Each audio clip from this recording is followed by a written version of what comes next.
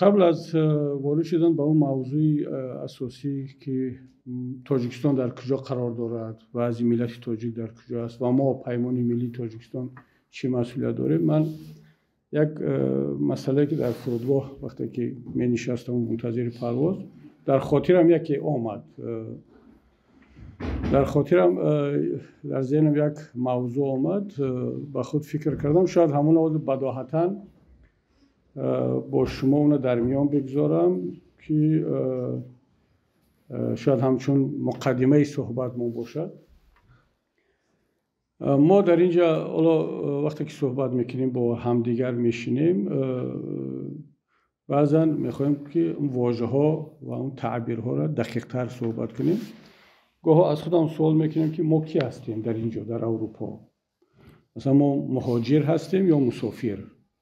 من بالای همین واژه هم فکر کردم که بالاخره ما هر کدام خودمون رو چقدر احساس میکنیم که مسافر هستیم یا مهاجر، چون این دو واژه از یکدیگر فرق دارن. واژه مسافر بیشتر اگر حالا ما در زبان روسی، زبان‌های اروپایی هر دوشم خیلی به هم نزدیکترند، کسی که سفر میکند، کسی که هجرت میکند و حالا میگرانت در شکل عموم میگرانت ترجمه میشود. و اما در ادبیات ما، در ادبیات بخصوصا اسلامی و شرقی و تاجیکی، این دو واژه خیلی از هم فرق میکنن. مسافر بیشتر یک واژه فقهی است. وقتی که ما مسافر میگیم در ادبیات فقهی بیشتر سری مسئله اون است که فرق مسافر از مقیم در چی است. او نماز چخیل میخواند، روزه را چخیل میگیرد، دیگر احکام شرعی، دیگر مسائل فقهی نسبت مسافر چگونه تطبیق میشود، نسبت مقیم چگونه تطبیق میشود. و اون هم باز قاعده خودش دارد که مثلا چند کیلومتر سفر کرد، چند روز، چند وقت. و وقتی که ما وارد یک مسئله فقهی میشویم بیشتر صحبت اطراف مسافر میشود. دیگر اون مسافر فرق ندارد با چه هدف سفر کرده است، تجارت است، تعلیم است، طبابت است، سیر و گشت است، مسافر است دیگر. اما وقتی ما درباره مهاجر صحبت میکنیم، این واژه، این کلمه کاملا یک تابش دیگر پیدا میکند، یک باری معنی دیگر دارد که از مسافر فرق میکند و در اونجا بعضا مسئله های فقهی دیگر تطبیق نمیشوند. شما میتواند یک آدم، حتی ما در ادبیات دینی هم سیاسی هم هجرت به خود، هجرت به طرف خود هم داریم. یک انسان بدون آنکه سفر کند خودش در داخل خودش هجرت میکند و یعنی بیشتر هجرت به معنای بریدن از اون چیزی که تو در آن هستی، از اون حالتی که در آن هستی. اصلا خود ریشه کلمه که همون هجرت به معنای هجران، جدا شدن، رفتن، کندن، بریدن به این معنا هست. ولی در ادبیات اسلامی ما کلمه هجرت، کلمه مهاجر کاملا یک تابش اعتقادی، سیاسی و فلسفی دارد که اگر ما اون دقت کنیم از مسافر خیلی دور است، خیلی فرق میکند. و هجرت برای مثال پیامبر اکرم صلی الله علیه سفرهای زیاد داشتند، خیلی همچون تاجر میرفت دمشق، سوریه، شام، برمیگشت، تجارت میکرد، ولی هیچ وقت اون سفرهاشون نامش هجرت نمونده بودن، اگرچه مسافتاً خیلی طولانی تر بود و خیلی وقت زیاده میگیرید. اما وقتی که به مدینه، به یثرب سفر کردن، نام اون سفر چی مونده؟ هجرت. و یا اینکه اصحاب پیامبر وقتی حبش رفتن نام اون سفر موندن هجرت. برای چی؟ برای آنکه این هجرت، این سفر فرق داشت، هدف داشت، مقصد داشت و وقتی که به اونجا رفتن البته در فکر یک برنامه سیاسی و اعتقادی و یک کار بزرگ بودن. این فرق میکنه دیگر از سفرهایی که به شام داشتن، میرفتن، میآمدن، کاملا فرق داشت دیگر. بنابراین اینجا وقتی که ما میایم فرقیت بین مسافر و مهاجر رو میخوایم پیدا کنیم، باید دیگه به این نتیجه برسیم که مسافر همه میتواند شده، اما مهاجر کسی هست که خاص است، با یک هدف است و اون مقصدی معین دارد و بیشتر واژه معنی اعتقادی، سیاسی، فلسفی، تاریخی هست، از اون که فقهی باشد یا از اون که فقط گیوگرافی باشد. ما فلان کیلومتر سفر کردیم میشه مسافر. اما وقتی که ما هجرت میکنیم دیگر کیلومتر برای ما اهمیت ندارد، برای ما هدف اهمیت دارد. و نهایتا یک چیزی که حالا در ذهنم اومد این است که بعضا میشود که یک مسافر در روند کار تبدیل به یک مهاجر شود. او به نیت سفر کرده بود، به نیت خواندن و تبابت و حالا هر تجارت و کار، ولی در رفت این سفر تبدیل به مهاجر شد. در نزد خود یک هدف گذاشت، یک تحولات فکری در او به وجود آمد، یا اینکه نتوانست دیگر به وطن برگشته.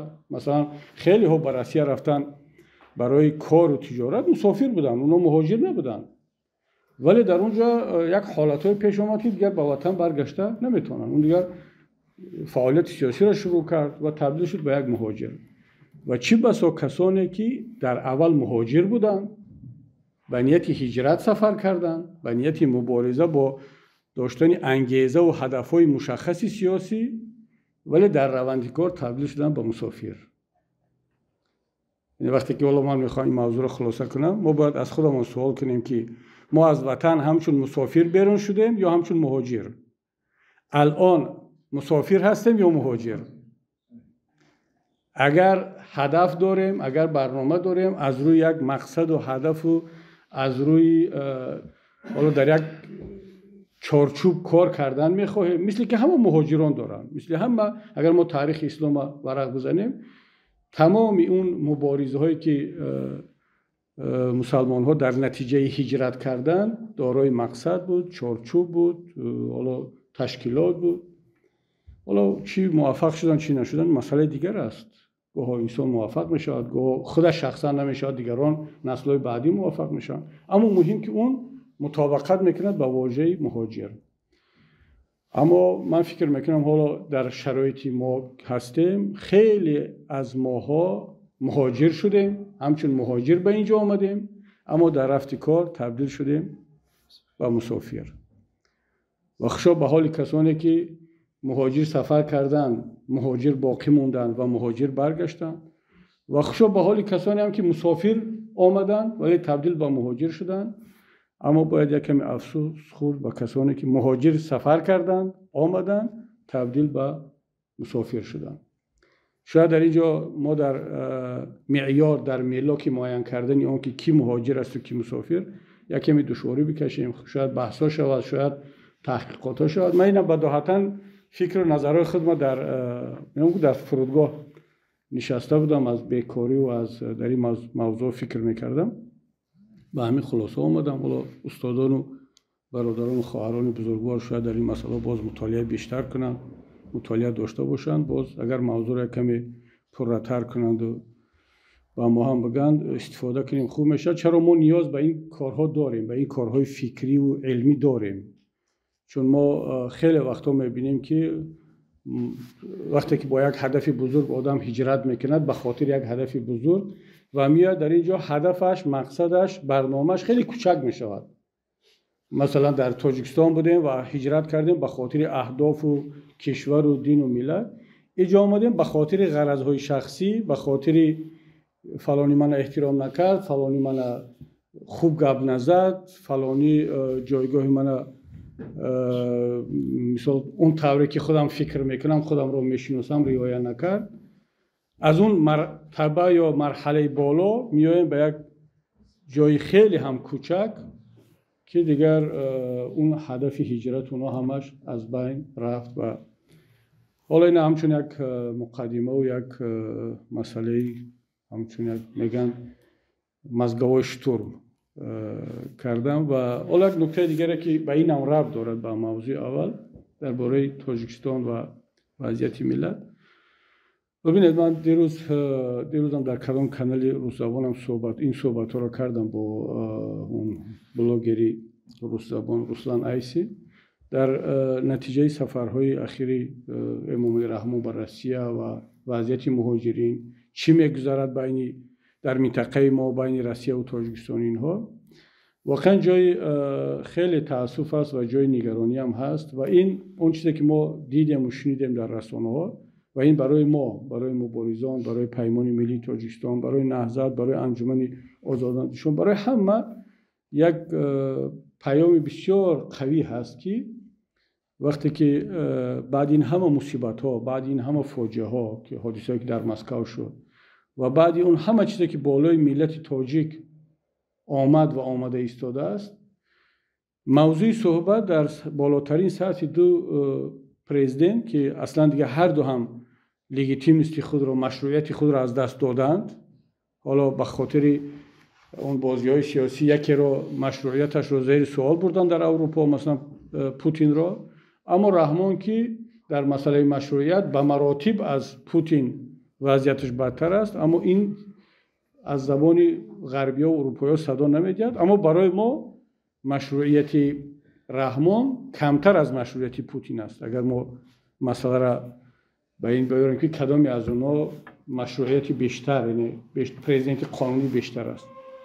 اما این دو نفر وقتی که درباره موضوع مهاجرین تاجیک صحبت میکنن، واقعا فاجعه به مراتب بیشتر از فاجعه‌ای که نسبت اون مهاجران از طرف پلیس شد.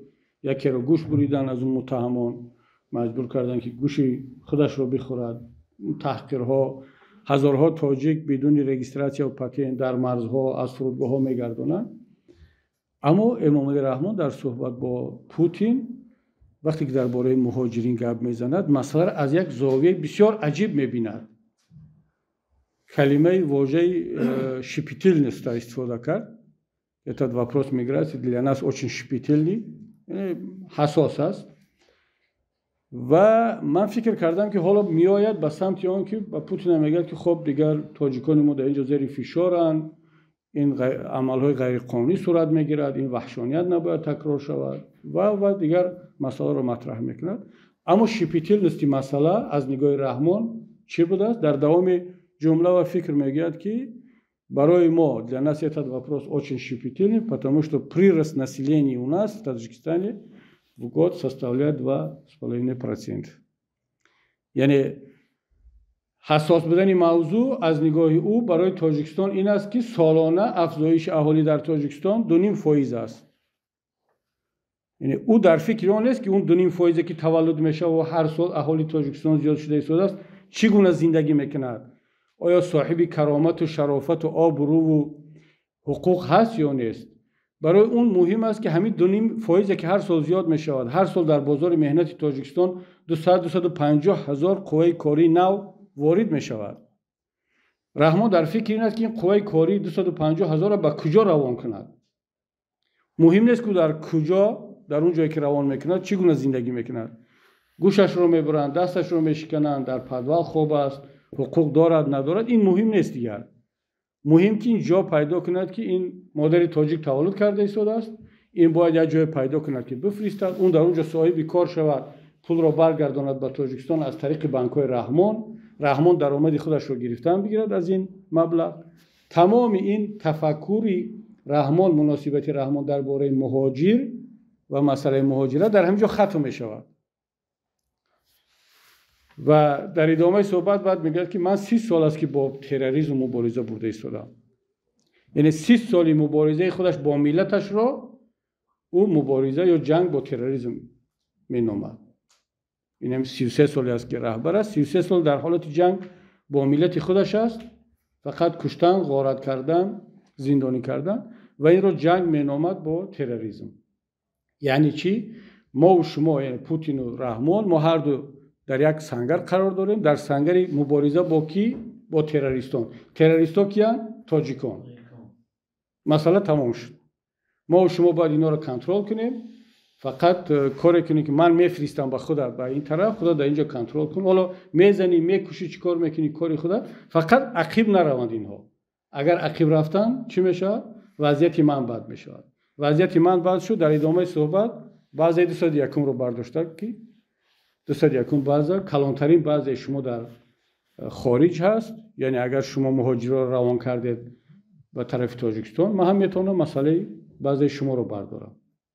این بالاترین سطح، یعنی یکدیگر رو شانتاژ کردن، یکدیگر رو ترساندن، زبان یکدیگر رو فهمیدن، همین است دیگر. اما اینکه این مهاجر در اونجا، این تاجیک چگونه زندگی میکنند، حقوقش چگونه است، در این باره اصلا هیچی گفته نشد.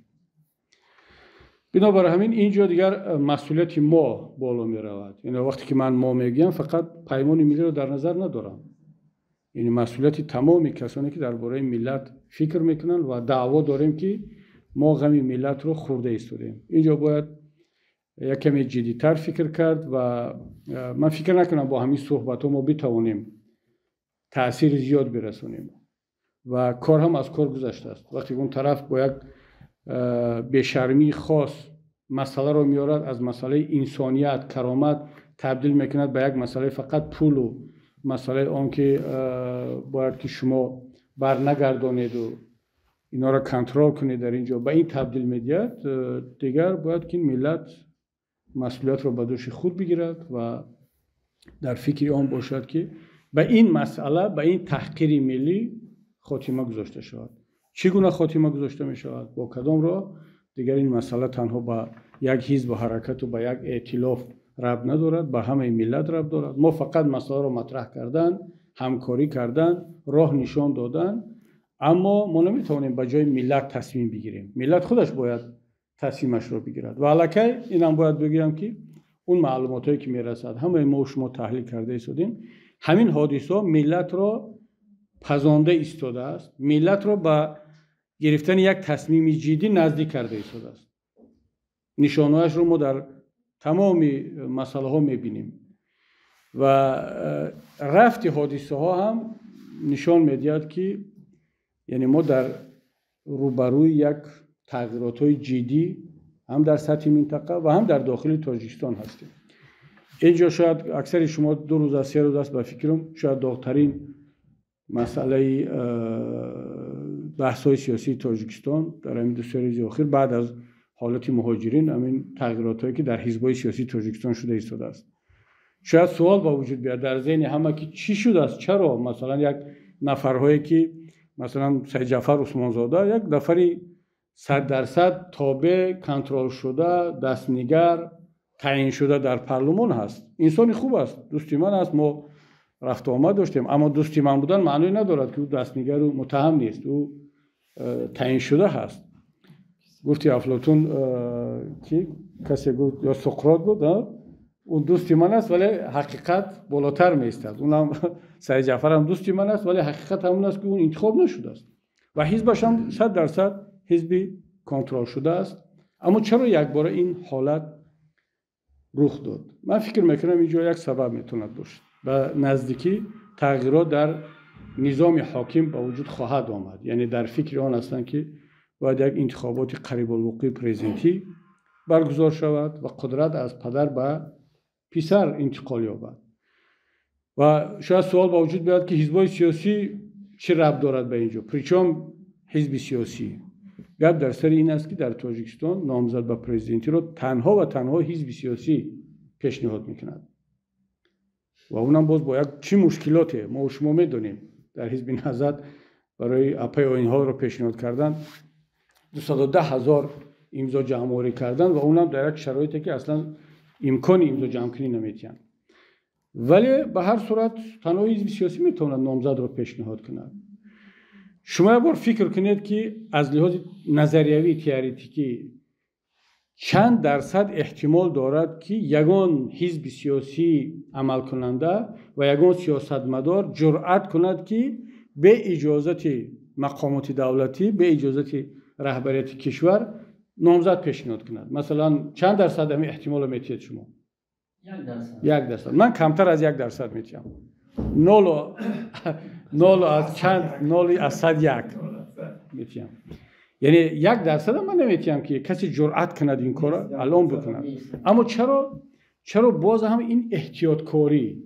من این را احتیاطکاری افراطی مینامم برای آنکه مثلا اینا فکر کردن که اگر کار در این سالهای نزدیک، ماهای نزدیک برسد به پیشنهاد کردن، یعنی مرحله انتخابات پرزیدنتی که احزاب باید پیشنهاد کنن، احتمال میدین اونم 0 از 101% که شاید یکی از احزاب نه خود اون رهبریت حزب. مثلا سید جعفر عثمان زاده اصلا جرأتی به اجازت نامزد شدن یا نامزد پیشنهاد کردن ندارد، اما خود حزب میتواند از طرف بعضی دایره‌های دیگر همچنین حزبی و حزب تبدیل شود که توسط اون نامزد پیشنهاد کنند. بخصوص وقتی که خود سید جعفر عثمان زاده یک منطقه ختلان هست و از همون منطقه خیلی افراد دیگری قوی در شاخه‌های حاکمیت در ساختارهای دولتی کار کرده بودند پیشتر و هنوز هم کار کرده ایستادند.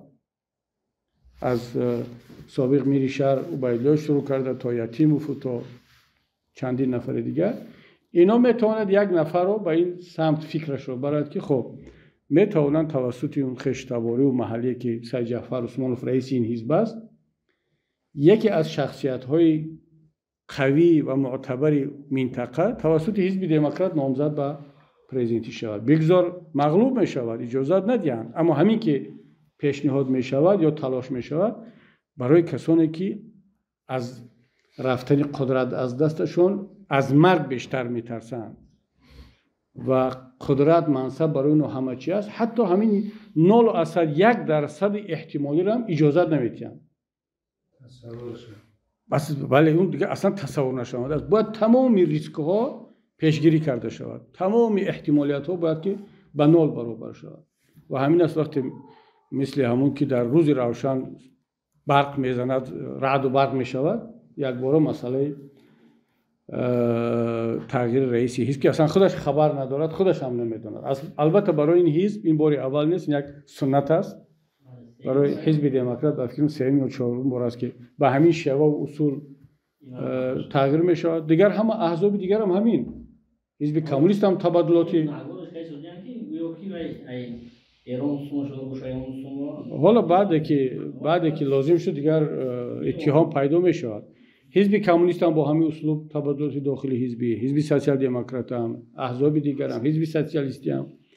و من همین صبح بود یا دیروز با بعضی از دوستان همین را صحبت میکردم، گفتم که در تاجیکستان احزاب سیاسی در تاجیکستان امروزه دو راه بیشتر ندارند. یا حزب قبول میکند که حکومتداران سیاست ها و رهبریت او را تعیین میکند و همچنین یک حزب کیسگی ولی رسمی عمل میکند، یا اینکه تصمیم میگیرد که یک حزب مستقل است، سیاست ها و رهبریت و مسئولین را خودش تعیین میکند، خودش انتخاب میکند، اما ممنوع است، زندانی است، مهاجر است. دیگر این برمیگردد به سیاست و به جهانبینی و به وجدانی هر سیاستمدار و هر رهبر و هر حزب سیاسی کدام راه را انتخاب میکند. حزب نهضت اسلامی تاجیکستان راه دیوم را انتخاب کرد. ما یک حزب مستقل بودیم، میمونیم و خودمون در چارچوب قانون ها سیاست های خود را معین میکنیم، اگرچه بگذار ما را ممنوع میکنن، مهاجر میکنن، اما ما اون شرافت و کرامت و حیثیت و استقلالیت خود را از دست نخواهیم داد، چون به خاطر همین حزب تشکیل شده است. حزب که به خاطر یگان چیز دیگر تشکیل نشده است.